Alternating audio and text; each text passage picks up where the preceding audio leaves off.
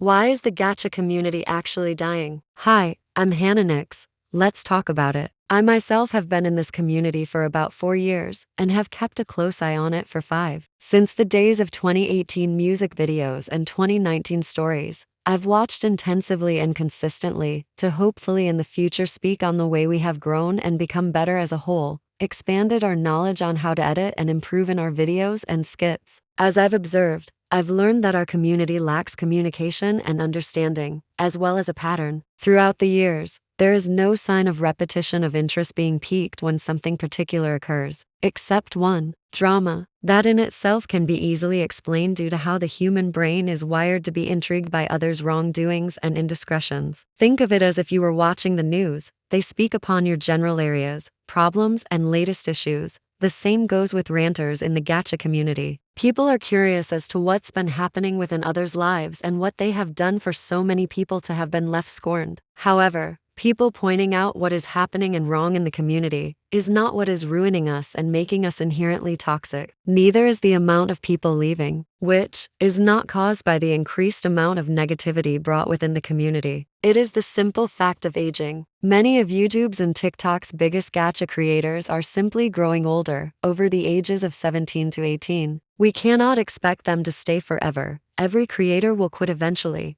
but that doesn't mean new ones will not come. To me, it's unrealistic to expect someone who is graduating high school to continue to play a game intended for those around the age of 10 to 12. That, however, does not mean that they do not appreciate and love their fans. It just means they need to move forward and move on with their lives. What personally I believe to be creating the toxicity is the creators as a whole, not just ranters. I won't name names, but specific creators, ones that have quite a large following in fact, are becoming rather comfortable being moronic and egregiously ignorant, as well as irresponsible. For some reason, it's okay to call a smaller creator a number of slurs and insults, as well as accuse them of being someone who assaults children. That is somehow just hilarious to a certain creator who I hope gets soap in their eyes every time they take a shower. I find it funny how everyone was hating on Gacha Disney and making rants on them, myself included, and for some reason now are letting creators not only create just as bad content as she did, but also just straight speak about it,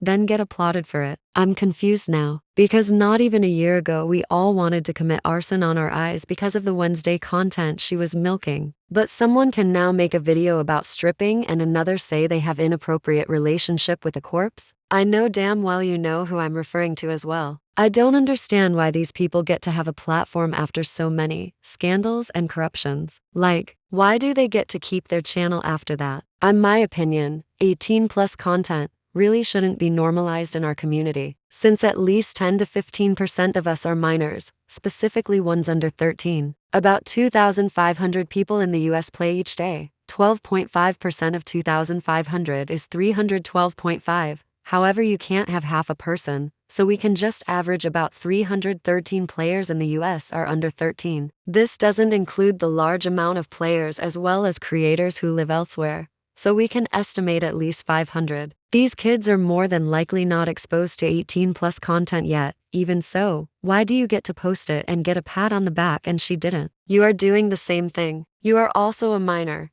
as well as fetishizing and sexualizing pixels. This is like fan service of gacha, dude. I'm just appalled by this all. Like, it's disgusting. Also, incredibly hypocritical. Not quite sure why these creators aren't being held accountable for their actions. Even if they didn't directly cause the problem, they still have relations with someone problematic, and they have yet to discourage them from this sort of behavior. Why do these creators get to keep their fame? They clearly do not deserve it. Hard work didn't get them there. Controversy and drama did. Then you see people who work their ass off on scripts and edits and they are barely hitting the 1,000 mark. It is so incredibly frustrating and disappointing. There is a specific group of individuals that make me incredibly angry because their fans just blindly support them, even if they literally called someone the N-word repeatedly, when they weren't even a person of color. So, what I'm hearing is that I can be an absolute idiot and piece of human garbage and get away with it? Okay. It's obvious these people have nothing else in their lives.